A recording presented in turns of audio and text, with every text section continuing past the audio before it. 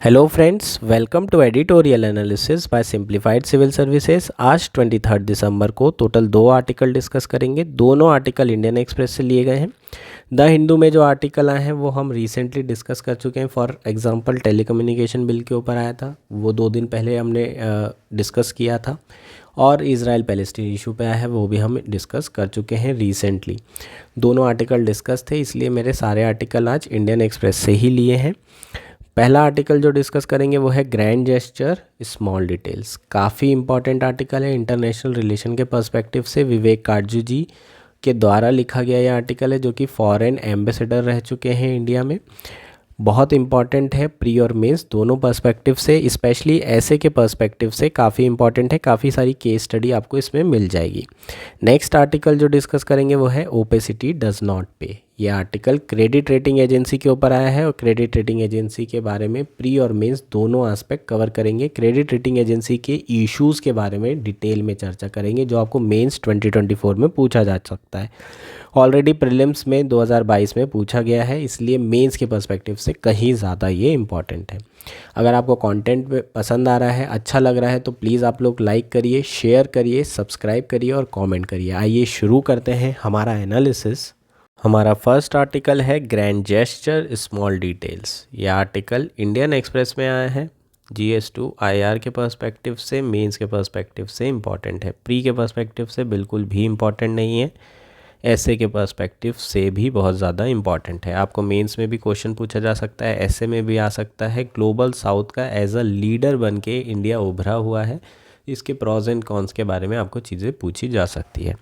Basically जो article है विवेक काटजू जी के द्वारा लिखा गया है, जो कि फॉर्मर एम्बेसडर हैं। इनके आर्टिकल जब भी आएँ आप लोग ज़रूर रीड कर सकते हैं, काफ़ी अच्छे आर्टिकल होते हैं। जो आर्टिकल है उसकी शुरुआत में ये कहा गया है कि फॉरेन पॉलिसी के असेसमेंट को किया जाना चाहिए, और इस असेसमेंट में जितने की ग्रैंड गेस्चर इम्पॉर्टेंट होते हैं, उतनी ही इम्पॉर्टेंट स्मॉल इवेंट्स भी होते हैं, स्मॉल डिटेल्स भी इम्पॉर्टेंट होती है। बेसिकली इंडिया की अगर बात करें तो इंडिया जो है इंडिया की फॉरेन पॉलिसी पिछले 10 सालों में काफ़ी बदली है। चाहे वो इज़राइल पैलेस्टीन इशू हो, डीहैफनेशन हो, यूएस की तरफ क्लोजनेस हो, ये सारी चीज़ों के अगर हम देखें तो काफ़ी चेंजेस हमें देखने को मिलते हैं। इवन इंडिया की जो ग्लोबल स्टैंडिंग है वो भी काफ़ी बड़ी है। इंडिया का ओवरऑल इन्फ्लुएंस पूरे वर्ल्ड में काफ़ी बड़ा है। तो पिछले कुछ सालों में इंडिया की जो फॉरेन पॉलिसी है उसकी काफ़ी तारीफ़ भी हो रही है। लेकिन इसमें जो पर्टिकुलर आर्टिकल है, इसमें 3 ऐसे इवेंट्स की बात की गई है, जिससे इसमें ये बताने की कोशिश की गई है कि foreign policy is not only about grand gesture, it also about small details और स्मॉल इवेंट्स। बात करते हैं कौन कौन से इवेंट्स की बात की गई है। सबसे पहले अगर देखें तो G20 के through India as a global leader of global south बन के उभरा हुआ है। ठीक है, चाइना का अल्टरनेटिव बन के उभरा है G77 कंट्रीज़ के लिए। G20 में इंडिया का रोल आप जानते ही हैं। इंडिया ने voice of global conference, global south conference भी जो है कंडक्ट की थी। ठीक है, तो ये चीज़ें जो इंडिया पुश कर रहा है as a leader of global south, जो कि बहुत ज़्यादा सराहनीय है और बहुत बड़े बड़े गेस्चर्स दिखाता है इंडिया की फॉरेन पॉलिसी में। लेकिन कुछ ऐसे इवेंट्स हुए हैं जो इसकी एफिकेसी पे सवाल उठा रहे हैं। पहला इवेंट क्या है ये समझने की कोशिश करते हैं।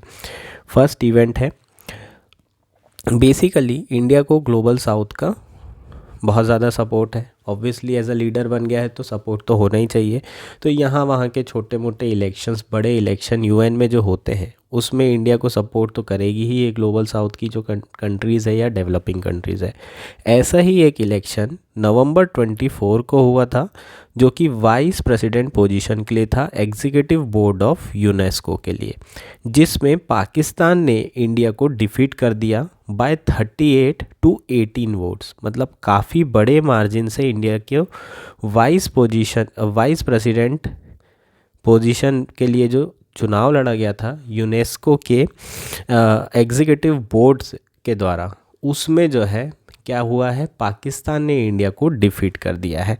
और ये पहला ऐसा इवेंट है जिसमें इंडिया के जो ग्लोबल साउथ में स्टैंडिंग है उस पर क्वेश्चन उठता दिख रहा है, क्योंकि ये इतना ज़्यादा डिफरेंस है ना, 38/18 है ना, 38 वोट ऐसे पड़े हैं जो इंडिया के अगेंस्ट में है। अगर 38 वोट अगेंस्ट में, इसका मतलब कहीं ना कहीं पाकिस्तान को डेवलपिंग कंट्रीज़ का भी सपोर्ट है। अब बात करते हैं कि यूनेस्को के एग्जीक्यूटिव बोर्ड के इलेक्शन की कैसा होता है। The UNESCO Executive Board consists of 58 members, which are divided into 6 regional groups to give equitable representation to countries from diverse region in UNESCO bodies। ये आपके लिए प्रीलिम्स के लिए इम्पॉर्टेंट है, ठीक है, इसलिए जो है इसको हाईलाइट कर दिया हूँ मैंने। प्रीलिम्स में ऐसी चीज़ें आपको पूछी जा सकती है।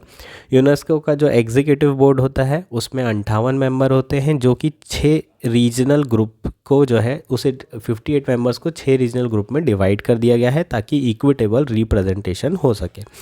India is a part of 12 member Asia Pacific group. जो एशिया पैसिफिक ग्रुप है उससे कितने मेंबर आएंगे इस एग्जीक्यूटिव बोर्ड में? 12 member. The vice president position not one of the great consequence and election for it takes only if the group does not arrive at consensus for it। ठीक है, जो vice president की जो position है वो इतनी ज़्यादा इम्पॉर्टेंट है नहीं। और अगर 12 कंट्रीज़ के बीच में है ना, इस बार डिसाइड था कि एशिया पैसिफिक से वाइस प्रेसिडेंट बनेगा, और ये 12 कंट्रीज़ अगर कंसेंसस नहीं बना पाती है तभी जो है इलेक्शन होते हैं, जिसमें पूरी 58 कंट्रीज़ वोट डालती है कि किस बेसिकली कंट्री से वाइस प्रेसिडेंट बनेगा। तो फिर कंसेंसस नहीं बन पाया, और कंसेंसस ना बनने के बाद 58 मेंबर के द्वारा क्या किया गया, वोटिंग की गई, जिसमें पाकिस्तान को विक्ट्री मिली। ये काफ़ी बड़ी मतलब चीज़ हो गई है ना। एक तो पाकिस्तान से हारना, चाहे वो इंडिया का मैच हो, क्रिकेट मैच या फिर कोई भी फील्ड हो, वहाँ पर पाकिस्तान से हारना ऑलवेज़ इंडिया के लिए बड़ा इशू बन जाता है। तो ये स्मॉल डिटेल्स ज़रूर है, स्मॉल इवेंट ज़रूर है, लेकिन ये कहीं ना कहीं क्वेश्चन मार्क ज़रूर उठा रहा है इंडिया की standing in global south as a leader. ठीक है, क्योंकि अगर आप ग्लोबल साउथ के लीडर हो तो आप एक इलेक्शन नहीं जीत पा रहे हो, वो भी इतना स्मॉल इलेक्शन जिसमें पाकिस्तान जो है आपसे इतने बड़े मार्जिन से जीत रहा है, इतने बड़े मार्जिन से जीत रहा है, तो डेवलप्ड कंट्रीज़ का रोल इसमें ज़्यादा नहीं है। कहीं ना कहीं डेवलपिंग कंट्रीज़ ने पाकिस्तान को सपोर्ट किया है। अगर देखें कि इंडिया का जो यूनेस्को डेलीगेशन है वो कौन लीड करता है, ministry of human resource development, which is the nodal ministry for UNESCO. ये भी आपकी प्रीलिम्स के लिए बहुत ज़्यादा इम्पॉर्टेंट पॉइंट है। यूनेस्को के लिए इंडिया की जो नोडल मिनिस्ट्री है वो कौन है, प्लीज़ इसको नोट डाउन कर लीजिए, वो है ministry of human resource development. ठीक है, तो ये पॉइंट आपके प्री के लिए इम्पॉर्टेंट था इसलिए मैंने बता दिया। तो कहीं ना कहीं इंडिया जो इलेक्शन हारा है उससे इंडिया की जो एफिकेसी है फॉरेन पॉलिसी पे, उस पे सवाल उठता है ना। इतने बड़े बड़े गेस्चर किया G20 में, AU को इंक्लूड किया गया, वॉइस ऑफ ग्लोबल कॉन्फ्रेंस की गई ग्लोबल साउथ के लिए। ठीक है, तो ये सारी चीज़ें बड़े बड़े गेस्चर ज़रूर किए गए, और एक छोटा सा इलेक्शन इंडिया पाकिस्तान से हार गया यूनेस्को का। तो ये कहीं ना कहीं क्या कर रही है, इंडिया की एफिकेसी पे सवाल उठा रही है फॉरेन पॉलिसी पे। अब बात करते हैं सेकेंड इवेंट की। सेकेंड इवेंट इंडिया और डेनमार्क के रिलेशन के बीच में है। ठीक है, बेसिकली ये एक एक्स्ट्राडिशन वाला इशू है। एक्स्ट्राडिशन वाला इशू है, किसका एक्स्ट्राडिशन किया करने की बात की जा रही है, Kim Davy from Denmark to India. Davy was involve in Purulia arm drop case of 1996, but there is no statute of limitation in criminal matter. Davy has publicly acknowledge his involvement in breaking India's laws. ठीक है, तो basically यहाँ पर Denmark के एक citizen किम Davy की बात की जा रही है, जिसे एक्स्ट्राडिशन करने की बात की जा रही है। 1996 में उनके द्वारा एक पुरुलिया आर्म ड्रॉप केस में इन्वॉल्वमेंट की बात की जा रही है, और कहा जा रहा है कि उनने इंडिया के जो लॉज हैं उसको ब्रेक किया है। एक्स्ट्राडिशन मैटर में अगर कोई सिविल मैटर होता है तो उसमें ट्रीटी की ज़रूरत पड़ती है, लेकिन अगर कोई क्रिमिनल मैटर होता है तो कोई ऐसे लॉस की ट्रीटी की ज़रूरत नहीं पड़ती है। उसके बावजूद भी जो है इंडिया अभी 1996 का जो इशू है उसके बाद इंडिया जो है बहुत ट्राई किया एक्स्ट्राडिशन करने का, लेकिन एक्स्ट्राडिशन नहीं हो पाया। इंडिया और जो डेनमार्क हैं उनके रिलेशन बिल्कुल ख़राब हो चुके थे इस पर्टिकुलर इशू में, और दोनों एक दूसरे से किसी भी तरह के रिलेशन नहीं रख रहे थे। रिसेंटली इंडिया और डेनमार्क के रिलेशन वापस बेहतर होने शुरू हो गए हैं। 2022 में बायलैटरल विजिट की गई किसके द्वारा, हमारे जो प्राइम मिनिस्टर हैं मोदी जी के द्वारा। डेनिश के जो प्राइम मिनिस्टर थे वो भी इंडिया आए थे 2018-19 में। तो बेसिकली दोनों के बीच में जो रिलेशन है वो वापस बेहतर होते दिख रहे हैं। लेकिन इस पर्टिकुलर केस में, डेवी के एक्स्ट्रेडिशन वाले केस में कुछ भी हमें अभी तक के पब्लिकली सुनने को नहीं मिल रहा है। अभी जब पूछा गया कि जो फॉरेन अफेयर मिनिस्टर्स हैं या फिर जो हमारे सेक्रेटरी हैं उनसे जब पूछा गया तो उन्होंने क्या कहा, उन्होंने कहा कि ये पॉलिटिकल मैटर नहीं है, ये जुडिशियल इशू है और लॉ एनफोर्समेंट अथॉरिटी इससे डील कर लेगी और it was a work in progress, ये कहा गया। हालांकि इसमें कोई भी प्रोग्रेस दिखती हुई नज़र नहीं आ रही है। दोनों के बीच में रिलेशन तो अच्छे हो गए हैं लेकिन किसी तरह की प्रोग्रेस इसमें दिख नहीं रही है। तो क्या इंडिया इस इशू को भूल चुका है, ये बेसिकली इसमें सवाल उठाया जा रहा है, जो कि छोटा इशू है। लेकिन इंडिया अगर रिलेशन अच्छे कर रहा है लेकिन उसके बावजूद भी ये छोटे छोटे इवेंट्स में अगर कंपेल नहीं कर पा रहा है सामने वाली कंट्री को या फिर कुछ ऐसे नेगोशिएशन नहीं कर पा रहा है तो इंडिया की जो ग्लोबल स्टैंडिंग है उस पर सवाल उठता है, इंडिया की जो फॉरेन पॉलिसी है उस पर सवाल उठता है। लग छोटा इवेंट रहा है लेकिन इसकी इम्पोर्टेंस उतनी ही है जितनी बड़े बड़े ग्रैंड जेस्चर की होती है।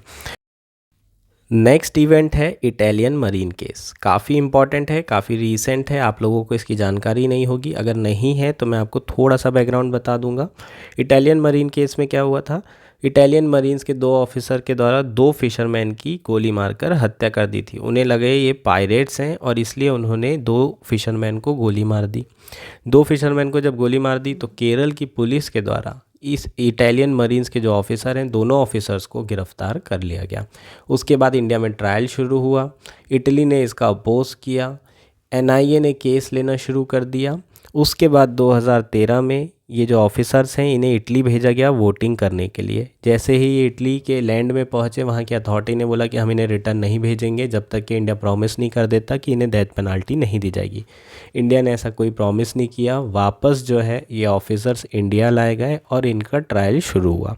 2015 को जो इटली है वो मूव किया कहाँ पर, international tribunal for law of the sea में, और उसने अपना केस रखा कि जो 2 मरीन ऑफिसर हैं इटली के उनका जो भी ट्रायल होना चाहिए वो कहाँ होना चाहिए, इटली में ही होना चाहिए। और इटली में और इंडिया में जितना भी क्रिमिनल प्रोसिक्यूशन चल रहा है उसे क्वैश करने की बात की गई। तो बेसिकली जो ट्रिब्यूनल है उन्होंने अपनी वर्डिक्ट दी इटली के फेवर में और इंडिया ने उसे एक्सेप्ट किया। India accepted the international tribunal award which mandated their trial in Italy. Supreme court ने भी अपना अप्रूवल दिया 2021 के मिड में। सुप्रीम कोर्ट ने पहले इसका अपोज किया था, अब सुप्रीम कोर्ट के द्वारा भी इसमें जो है अपना अप्रूवल दिया गया है। While the families of the 2 Indians had been killed by Marines were monetarily compensated, दोनों फैमिलीज़ को 10 करोड़ रुपए कंपनसेशन में मिले, मतलब 4-4 करोड़ और 1-1 करोड़ उनके जो व्हीकल्स थे है ना, जो फिशरमैन के, उसके लिए टोटल 5-5 करोड़ दोनों फिशरमैन की फैमिलीज़ को दिए गए। पैसे की बात यहाँ पर नहीं है, लेकिन उसके बाद जो है इटली में जब केस चल रहा था तब इंडिया का कोई भी मिशन जाके उस केस को फॉलो नहीं कर रहा था। रिसेंटली उसका रिज़ल्ट आया है कि रोम का जो कोर्ट है उसने इन दोनों मरीन ऑफिसर्स को एक्विटेट कर दिया है, निर्दोष बता के इन्हें रिहा कर दिया है 2022 जून में। इंडिया ने बिल्कुल भी इसे सीरियसली नहीं लिया, इसे परस्यू करना चाहिए था।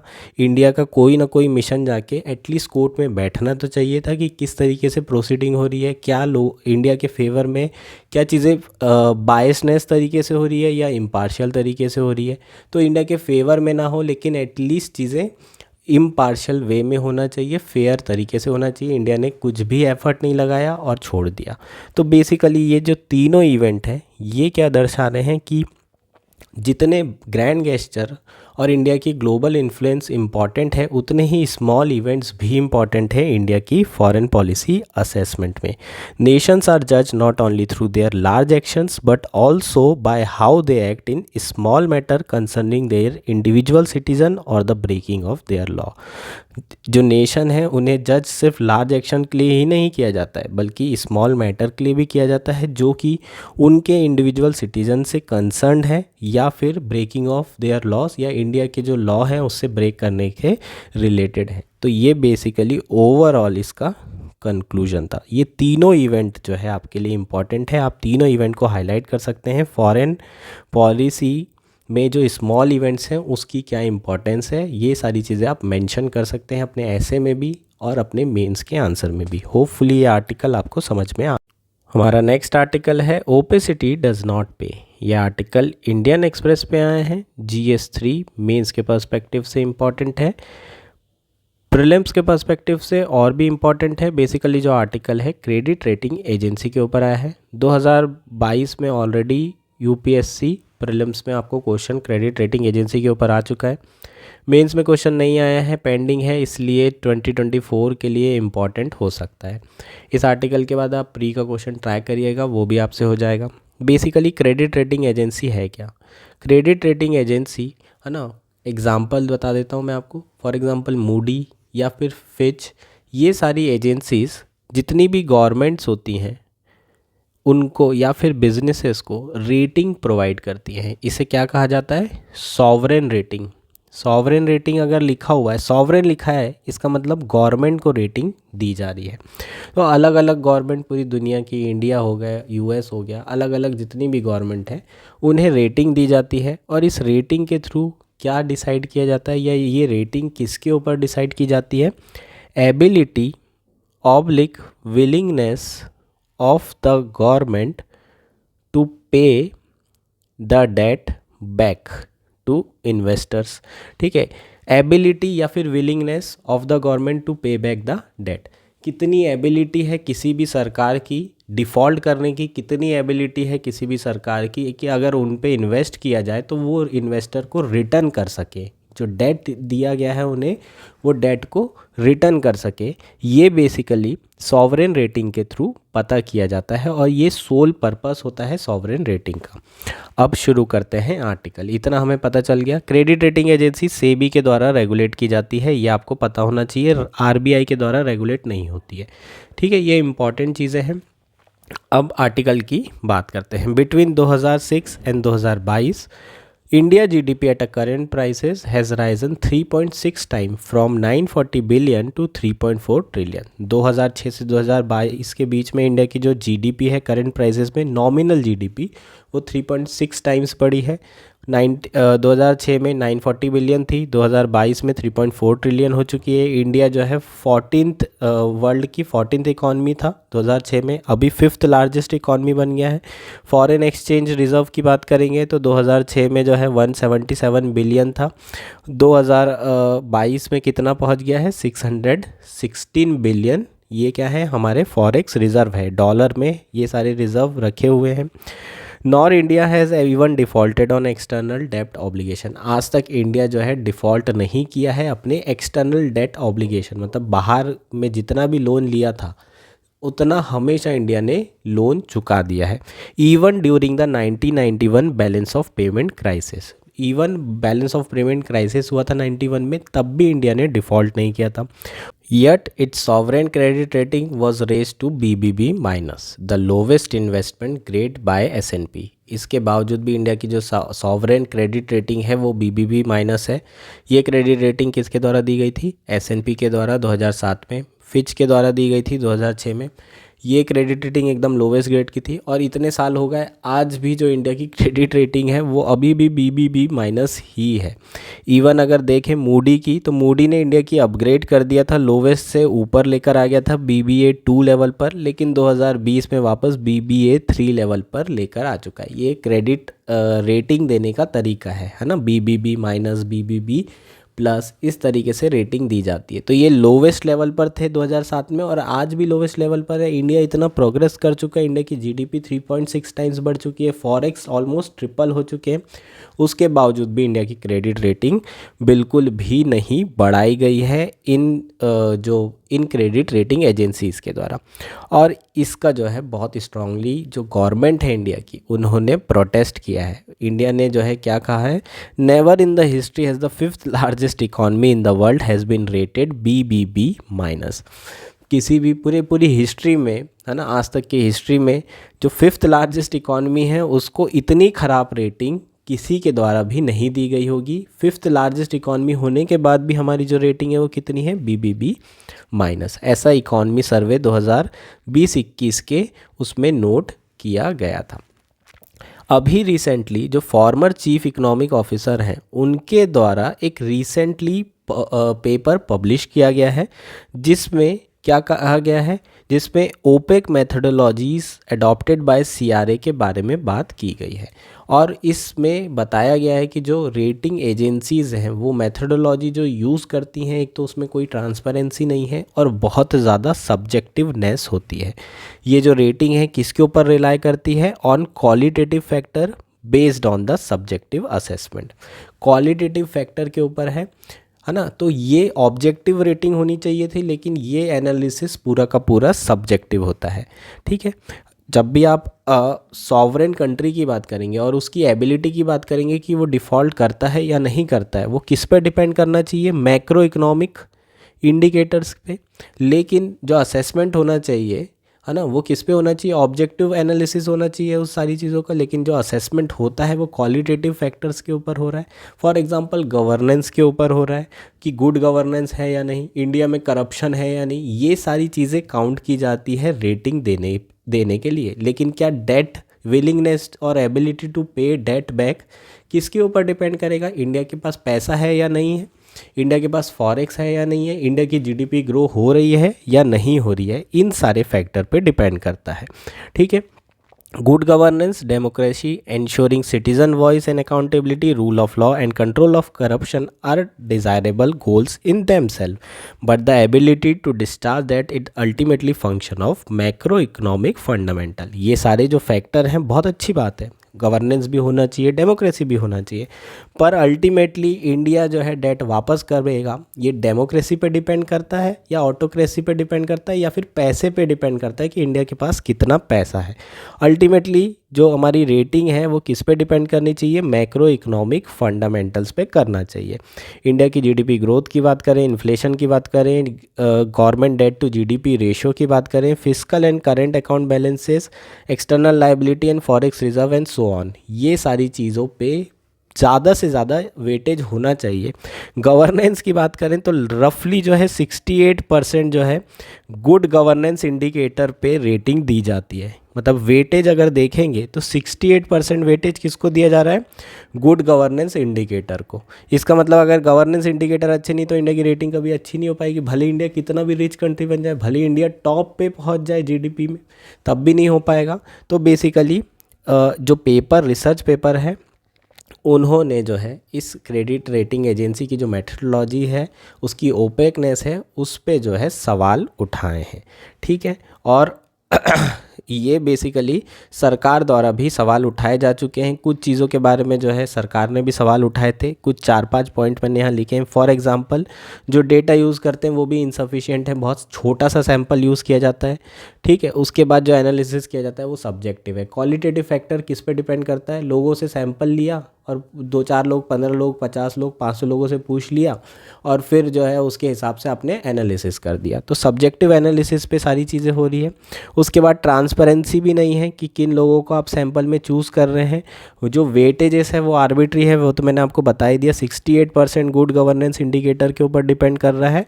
और बेसिकली जितनी भी ये S&P हो गई, फिच हो गई, मूडी हो गई, ये सारी US बेस्ड कंपनियां हैं और ये कहीं ना कहीं डेवलप कंट्री से इन्फ्लुएंस्ड होती है ना, वहाँ की गवर्नमेंट से इन्फ्लुएंस होती है। हालांकि इंडिया ने S&P ने आरोप लगाए थे कि इंडिया ने जो है उसको लॉबी करने की कोशिश की है, उसे है ना कहीं घूस देने की कोशिश की कि इंडिया की जो रेटिंग है उसे इम्प्रूव करें। लेकिन ऐसा इंडिया ने आरोप का पूरा तरीके से खारिज कर दिया था कि इंडिया ने ऐसा कुछ नहीं किया है।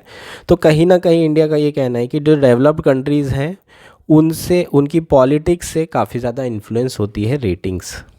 ठीक है, इसलिए इंडिया की रेटिंग इतनी बुरी है।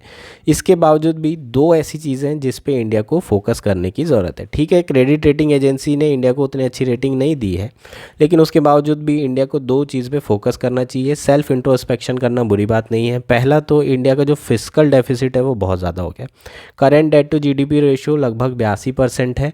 2006 में 77% था, 2010 में 66% था। तो इंडिया को वापस फिस्कल कंसोलिडेशन करने पे फोकस करना चाहिए। और दूसरा, इंडिया का जो क्वालिटी है डेटा का वो बहुत ज़्यादा अभी भी ख़राब है। तो इंडिया को बेहतर जो है सर्वे करने की ज़रूरत है, बेहतर सैंपल लेने की ज़रूरत है, और जो डेटा है उसको, क्वालिटी डेटा को प्रोड्यूस करने की ज़रूरत है। ये दो चीज़ इंडिया को करने की ज़रूरत है। भले ही रेटिंग एजेंसी इंडिया को कुछ भी दे रही हो, इंडिया इतना ग्रो कर रहा है कि बाहर से फॉरेन इन्वेस्टर आए जा रहे हैं, है ना। 1 रुपये इंडिया में इन्वेस्ट करो, 5-7 रुपये आपको मिल रहे हैं, तो कोई क्यों नहीं आएगा। ऑब्वियसली 8%, 9% जीडीपी, 7%, 8% जीडीपी, बिल्कुल पूरी दुनिया के लोग इंडिया में आके इन्वेस्ट करेंगे ही करेंगे, भले ये रेटिंग एजेंसी कुछ भी कहे। ठीक है, तो होपफुली ये आर्टिकल आपको समझ में आ गया होगा। इम्पॉर्टेंट आर्टिकल है। एक बार 2022 वाला क्वेश्चन ज़रूर ट्राई करिए प्रीलिम्स का।